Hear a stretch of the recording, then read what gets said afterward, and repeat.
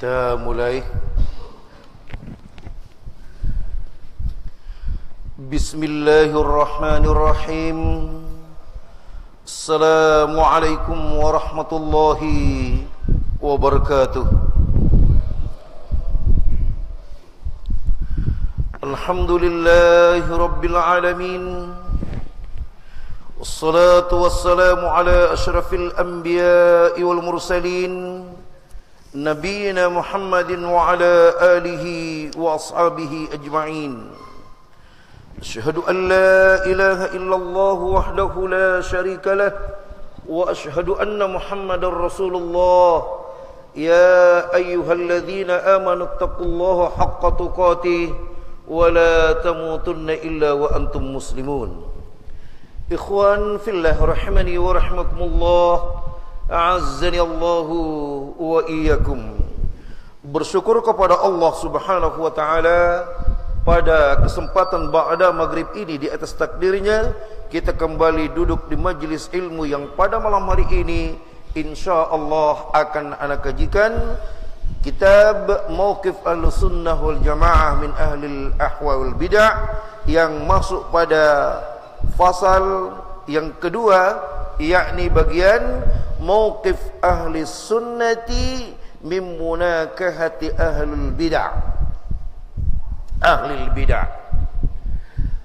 pembahasan tentang kedudukan Ahlu Sunnah dalam menikahi wanita Ahlul Bid'ah. Bagaimanakah pembicaraan di dalam agama kita tentang seseorang yang telah berada dan duduk di atas manhaj aqidah Ahlus Sunnah wal Jamaah. Dia telah belajar ilmu di atas Ahlus Sunnah wal Jamaah, di atas pemahaman Ahlus Sunnah wal Jamaah. Ketika ia telah komitmen di atas sunnah, maka dibicarakanlah hukum sekarang. Apa hukumnya bagi laki-laki itu menikahi wanita-wanita ahlul bidah? Ikhwan fillah rahimakumullah, saking mulianya al-Islam kini mengatur sebuah komitmen di dalam akidah, sampai diatur di dalam Islam kita, di dalam agama kita, tentang hukum menikahi wanita ahlul bid'ah. Nah, jadi memang betul-betul al-Islam ini sangat lengkap sekali. Bapak-bapak dan saudara-saudara sekalian yang saya hormati, beserta pemirsa di rumah yang setia senantiasa mengikuti kajian ini, dalam pembahasan ini nanti insya Allah ahlul bid'ah yang haram dinikahi itu nanti dibagi kepada dua, yakni ahlul bid'ah yang telah jatuh dengan kebid'ahannya kepada kekafiran. Bid'ahnya itu bid'ah yang menjatuhkan dia kepada kekafiran, atau belum sampai masuk pada kekafiran. Yang kedua, ahlul bid'ah yang jatuh kepada kafir. Ini pun dibagi lagi. Ada yang kafirnya musyrik, bolehkah kita menikah dengannya, dengan wanitanya? Atau ada yang kafirnya adalah kafir ahlul kitab, Yahudi dan Nasrani. Bolehkah kita menikah dengannya? Nah, dan nanti juga akan kita bahas tentang wanita muslimah yang nikah dengan lelaki kafir, atau lelaki kafir atau lelaki muslim menikahi wanita kafir. Itu yang akan menjadi bahasan kita. Nah, dengarkan bagus-bagus, karena nampaknya kajian ini agak rumit dipahami, tapi insya Allah ketika kita dengarkan baik-baik akan mudah difahami. Saya bacakan langsung dari keterangan kitab oleh Syekh Ibrahim Ar-Ruhaili. Munakahatu ahli bid'ah manhiyun anha fil jumlah inda ahli sunnah wal jamaah. Namanya menikahi ahlul bid'ah menurut kesepakatan para ulama ahlus sunnah wal jamaah itu terlarang secara umum. Secara umum. Artinya kalau kita mau carikan jodoh untuk anak kita, carikan jodoh kaum muslimin, muslimah yang udah jelas akidahnya, kemudian tidak pelaku ahlul bid'ah wanita itu, dari keluarganya yang sudah kenal sunnah, insya Allah lelakinya kenal sunnah, perempuannya sudah kenal sunnah, masya Allah. Ini yang dimaksud. Karena bid'ah secara umum ini terlarang. Terlarang secara umum walaupun nanti ada pembagian-pembagiannya. Menikahi wanita ahlul bid'ah secara umum itu terlarang. Nah, dengarkan. Lima yatarattabu 'alayha min mafasid 'azimah tatanafi ma'a ma huwa muqarrar fi asy-syar'i min tarki muwalati muwaddati wujubu hajrihim wa muba'adatihim. Karena akan ada kerusakan-kerusakan yang terjadi di dalam rumah tangga disebabkan karena kebid'ahan mereka itu. Gak usah jauh-jauh kita. Kapan kita menikah dengan pelaku bid'ah, ahlul bid'ah, ya sudah, nanti anak kita suruh nginjek telur, suruh buang beras, tabur beras, beras dikuningin, tabur bunga, apalagi pamit ke kuburan. Kalau bapak-bapak yang ada di sini lah banyak pamit ke kuburannya. Waktu nak nikah dulu, pamit dulu ke kubur Nyai. Aku rasa aduh di sini yang dulu nak nikah pamit. Cuman tidak usah lagi jujur sekarang, kata guna juga. Kita tobati baik. Atau ada yang nginjek telur di sini, atau ada yang ditaburin bunga, ditaburin beras. Masya Allah, ini dia akibatnya. Dosa di hari pernikahan, padahal hari itu adalah hari datangnya berkah dari Allah Subhanahu wa taala.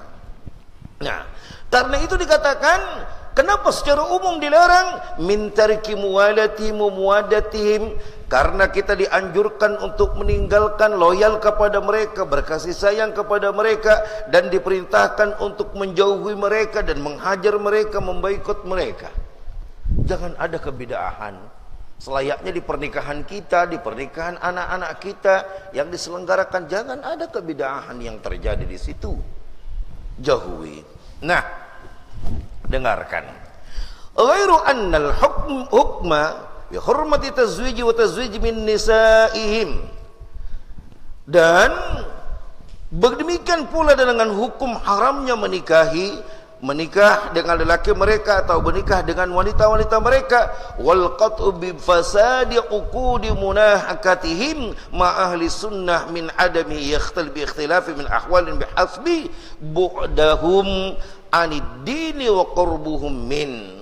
Jadi dengan rusaknya pernikahan dengan ahlul bid'ah itu nanti, bahkan akad pernikahan itu rusak, maka hukum ini, hukum haramnya menikah dengan lelaki ahlul bid'ah dan haramnya menikah dengan wanita ahlul bid'ah, bahkan rusaknya akad pernikahan dengan ahlus sunnah, itu dipandang dari beberapa segi dulu. Jangan langsung tiba-tiba, oh gak boleh dengan ahlul bid'ah, jangan boleh dengan pelaku bid'ah. Enggak, akan ada pembahasan tersendiri tentang ini. Nah,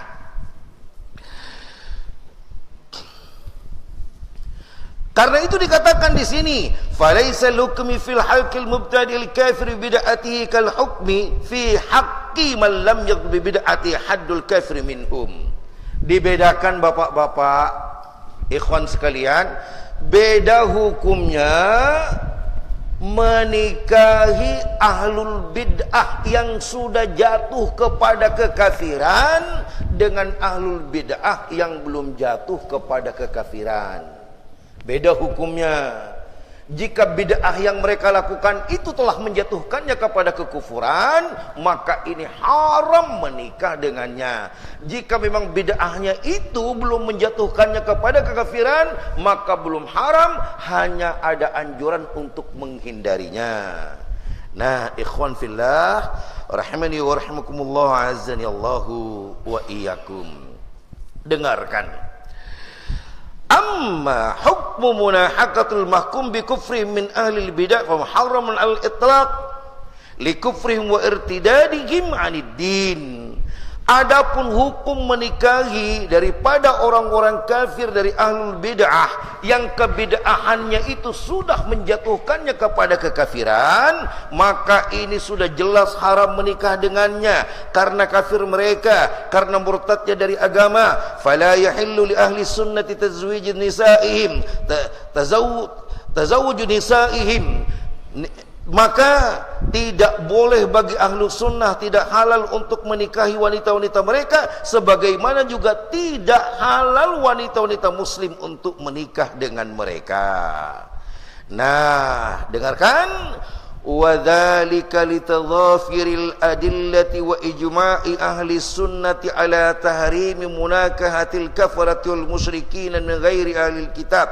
Karena banyaknya dalil-dalil yang menunjukkan haramnya ahlu sunnah itu menikah dengan orang kafir dan orang musyrik, kecuali orang kafir ahlul kitab. Nah, ini nanti kita bedakan.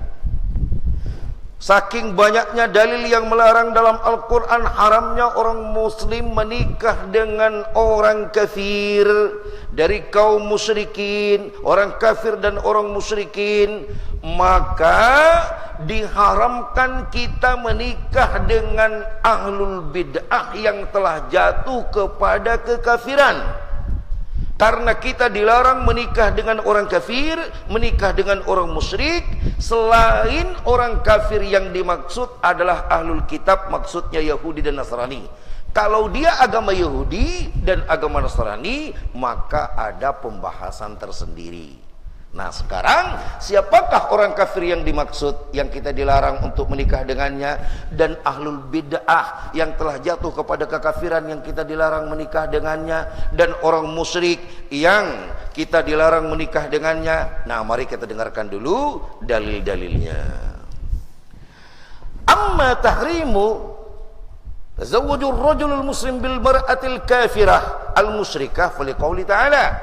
Pertama, adapun dalil yang mengharamkan lelaki muslim menikahi wanita muslimah yang kafir dan musyrik terdapat di dalam Al-Quran surah Al-Baqarah 221. Ini yang melarang, wala tankihul musyrikati hatta yu'minna wala amatun mu'minatun khairum min musyrikati walau a'jabatkum.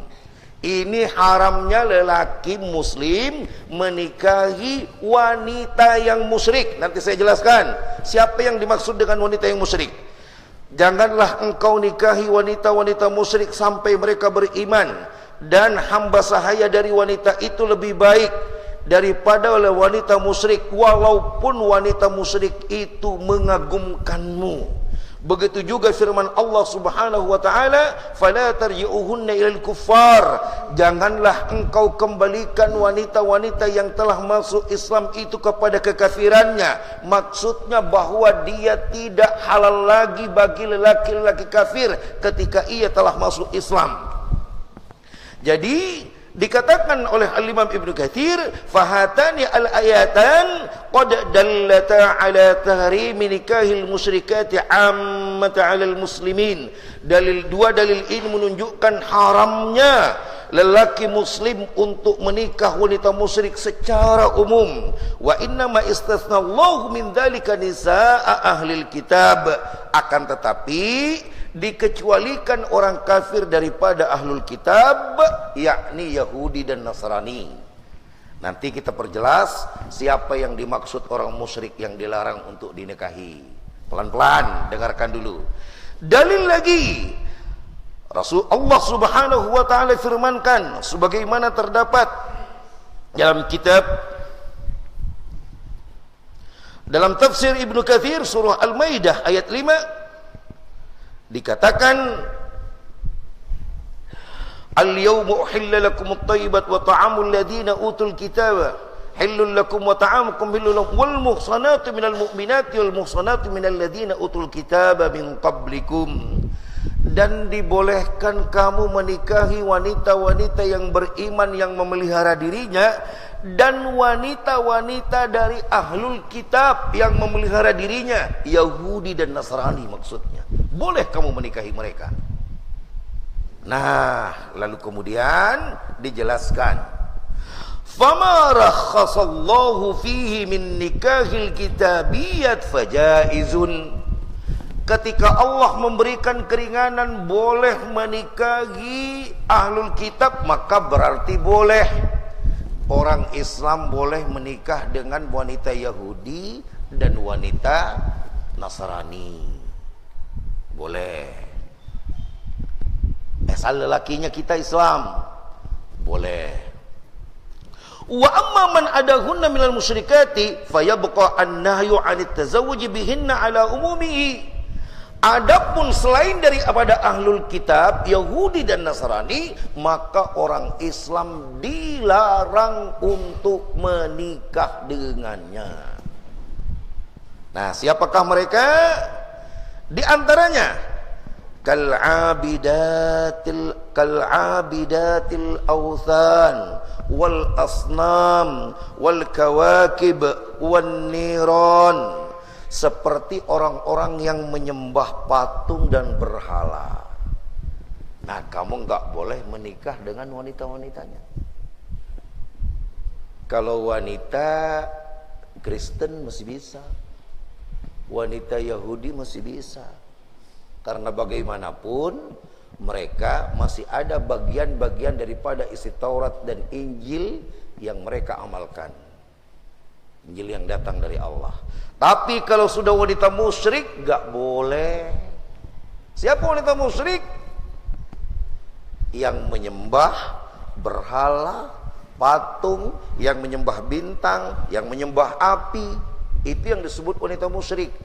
Jadi kalau agamanya yang ini, yang menyembah ini, tidak boleh. Nah sekarang, apa kira-kira? Agama apa? Nyembah berhala. Hindu, Buddha, Konghucu, apa dia lagi? Sinto, ya? Nah,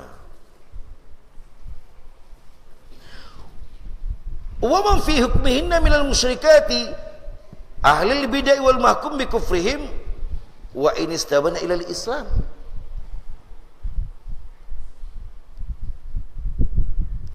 Dan siapa yang sama dengan mereka itu, yang musyrik seperti mereka, yang kebidaannya sama seperti kekufuran mereka itu, walaupun mereka mengaku Islam.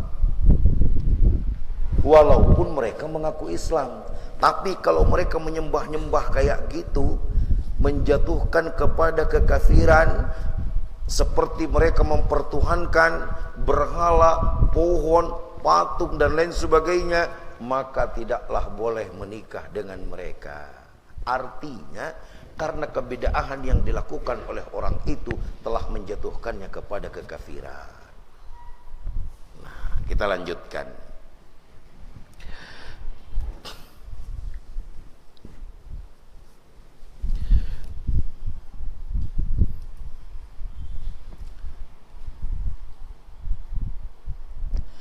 وقد نقل إجماع أهل العلم على تحريم نكاح المشركات من غير الكتابية على المسلمين غير واحد من أهل العلم.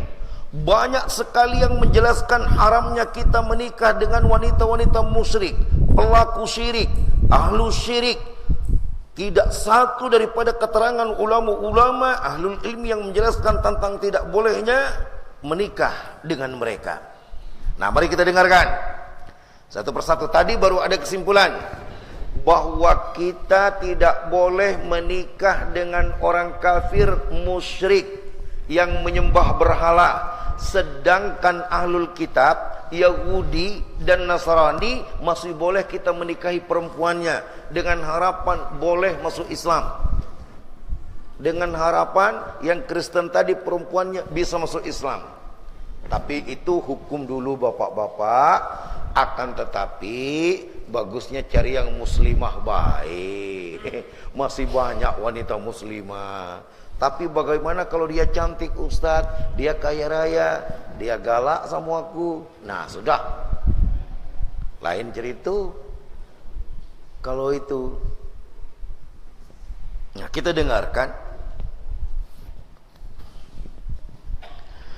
Yaqulu Ibnu Qudamah menjelaskan, wasairul kuffar, semua orang kafir itu haram dinikahi ghaira ahlil kitabi. Kama abada ma istahsana min al-asnam wal ahjar wasyajar wal hayawan fala khilafa baina ahli al-ilmi fi tahrimi nisaihim wa dhabaihim. Semua orang kafir itu terlarang dinikahi kecuali dia ahlul kitab, seperti orang-orang yang menganggap baik kepada patung, kepada pohon, kepada batu, kepada hewan, yang menyembah batu, pohon, berhala, hewan. Tidak ada perbedaan pendapat di antara ahli ilmu tentang haramnya menikahi wanita-wanita itu dan haramnya memakan sembelihan-sembelihan mereka. Jadi agama yang ada yang menyembah patung, menyembah berhala, itu haram wanitanya untuk kita nikahi. Dan ahlul kitab boleh dinikahi karena dia masih memakai agama samawi, agama yang datang dari langit. Yahudi agama datang dari langit, Nasrani agama datang dari langit. Walaupun terjadi yuharrifunal kalima am mawadhi'ihi, bahwa mereka telah menyedihkan, membuat penyimpangan-penyimpangan terhadap ajaran agama itu. Tapi Allah tetap menetapkan bahwa ahlul kitab zaman dulu dengan ahlul kitab zaman sekarang sama aja. Dan itu kesimpulan para ulama yang lebih rajih insyaallah. Kita dengarkan lagi. Baru masuk, hati-hati nanti ada yang penting di sini untuk diketahui.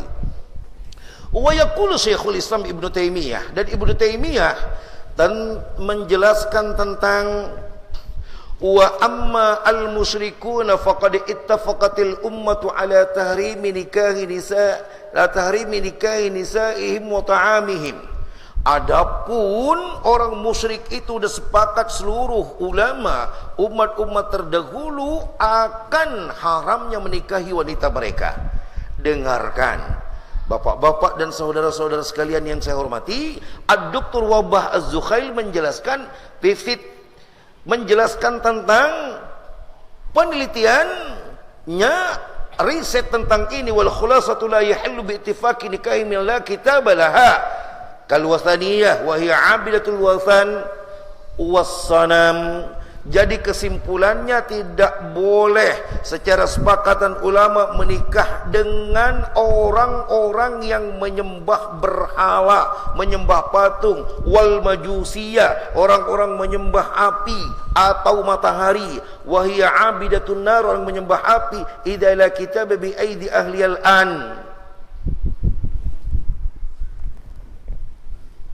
Jadi bapak-bapak dan saudara-saudara sekalian yang saya hormati, kita putuskan dulu jelas bahwa menikahi wanita musyrik itu haram. Wanita pelaku syirik yang menyembah patung, menyembah berhala. Jadi kalau antum ke India, tiba-tiba di India dapat jodoh tapi masih menyembah apa, gajah apa? Ganesha. Banyak tapi yang disembah. Ada gajah, ada Anoman, ada tikus, dewa di sana, banyak nih kan dewanya. Nah, sekarang berikutnya dengarkan pelan-pelan baik. Wa yadkhulu tahta hadha at-tahrim nikahu nisa'i ahli al-bid'ah musyrikat ka nisa'il jahmiyah wal qadariyah wal rafidhah. Nah, inilah dia di antara inti yang mau kita masuki. Dan termasuk larangan di sini adalah menikahi ahlul bid'ah yang musyrik seperti dari kaum Jahmiyah, Qadariyah, Ar-Rafidhah. Lianna hadhil firaq mahkumun bi kufriha wa irtidadiha. Karena kelompok ini telah dihukumkan kafir dan murtadnya. Wa ashaddu min dzalika hurmatu nikahi nisa'il firaqil batiniyah. Nah, hati-hati. Dan yang lebih parah di sini adalah nikah haramnya menikah dengan kelompok aliran kebatinan. Coba hati-hati. Kita jelaskan, dilarang udah jatuh kepada kemusyrikan sehingga kamu dilarang menikahi wanita yang bid'ahnya jatuh kepada musyrik seperti Jahmiyah, orang Islam yang ikut fahamnya Jahmiyah, Qadariyah, orang Islam yang faham Qadariyah, Rafidah, Islam juga yang mengikuti ajaran Rafidah. Nanti saya jelaskan apa itu. Dan demikian pula lebih haram lagi kalau kamu menikahi wanita yang apa? Yang batiniyah, yang punya faham batin, kebatinan. Nah, hati-hati. Kadarwith wan nusairiyah wa ghairuhum min az-zanadiqah kal haluliyah wat tanasukhiyah fa inna ashab hadhihi al-firaq musyrikun kharijun 'anid din la yahillu nikah nisa'ihim bihal. Jadi kamu tidak boleh menikahi ini seperti aliran Darwis, Nusairiyah dan yang lainnya, kaum zindik seperti Aluliyah dan seterusnya, karena mereka itu kelompok yang syirik yang telah keluar dari Islam sehingga tidak boleh menikahi wanita mereka. Di antaranya Syiah Rafidhah yang sekarang, hati-hati, wanita Syiah haram untuk orang Islam karena mereka sudah masuk pada Rafidhah. Yang bahaya lagi adalah kalau dia berfaham kebatinan. Di mana letak haramnya? Haramnya diantaranya ia menganggap bahwa Tuhan telah bersatu di dalam dirinya. Nah, inilah yang syirik kesyirik. Ada orang yang menyekutukan Allah, itu menyembah pohon. Allah disekutukan dengan pohon. Menyembah batu, Allah disekutukan dengan batu. Menyembah patung, Allah disekutukan dengan patung. Akan tetapi ada orang yang menyekutukan Allah dengan dirinya, yang ia menganggap bahwa Tuhan telah bersatu dengan tubuhnya. Nah, ini dia. Siapa yang berfaham demikian, tidak boleh kita nikah dengan anaknya. Kalau anaknya melok, kalau anaknya melok pengajian salaf, nikah sama dia. Nah, cuman kan melok ajaran bapak, kalau dia melok ajaran bapaknya. Nah, ini yang hati-hati, karena itu Syekh bin Baz katakan, difatwakan, bila mana ada seorang mengaku dirinya telah bersatu dengan Tuhan, hulul, manunggali kaulalan Gusti, apa istilahnya lagi?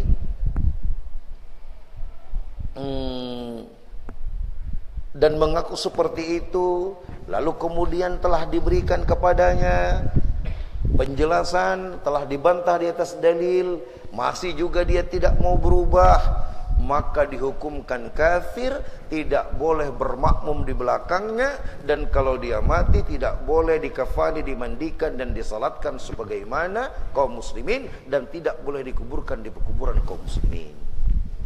Bila mana dia mengaku bahwa Tuhan telah bersatu, Allah telah masuk dalam dirinya. Dan ini masih ada di Indonesia. Di Sumatera pun masih ada.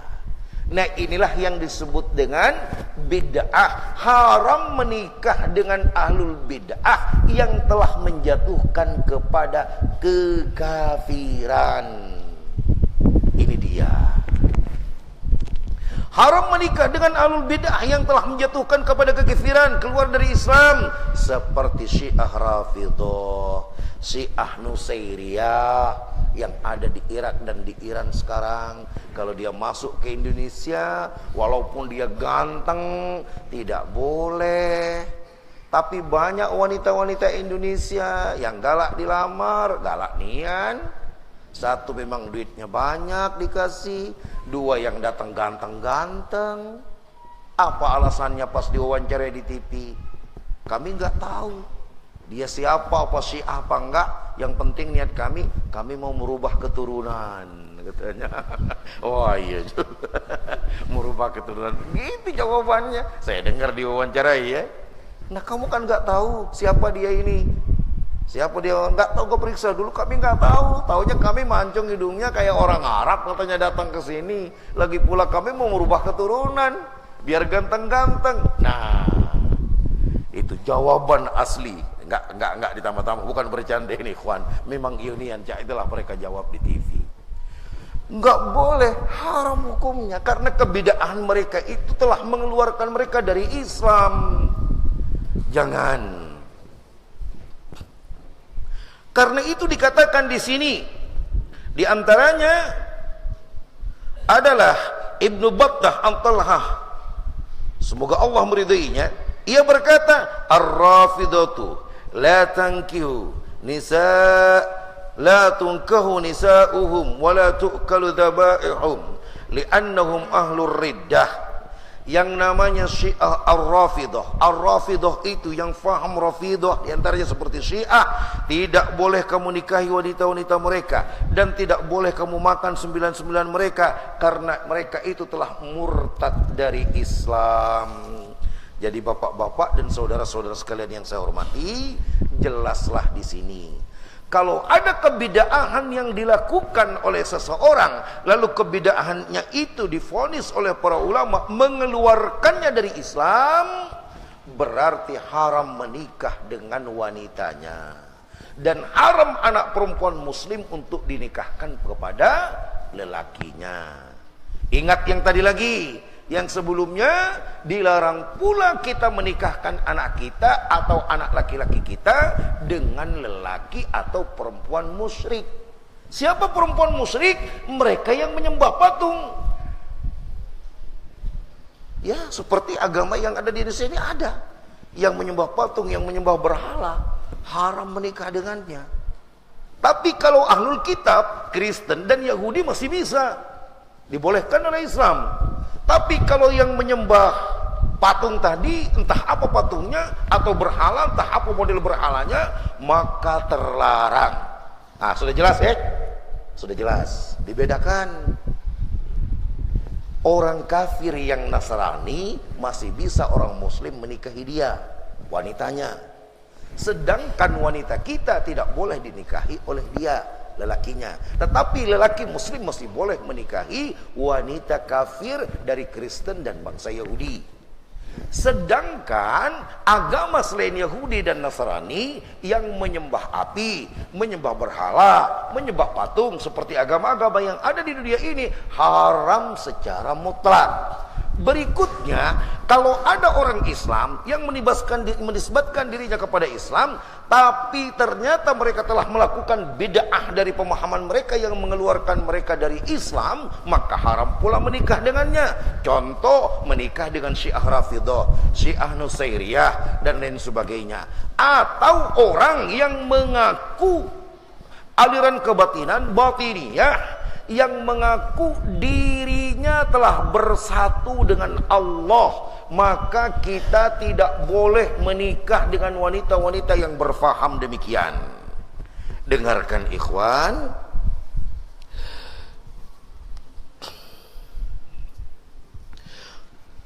saya singkat.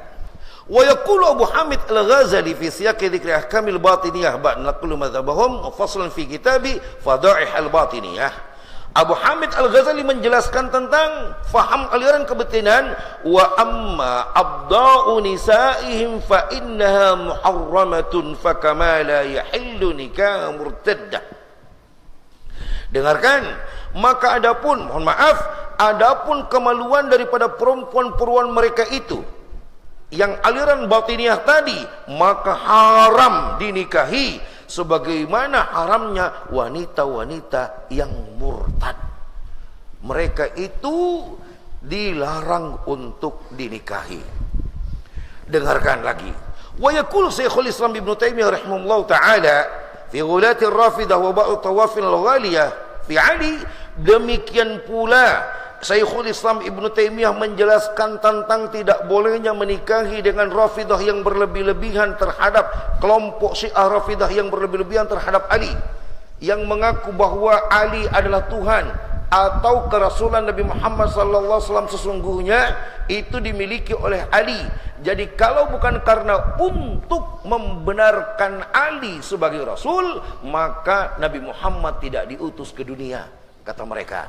Bahkan suara yang diambil oleh Nabi Muhammad saat kemudian menerima perintah sholat itu adalah suara Ali, menurut Syiah ini.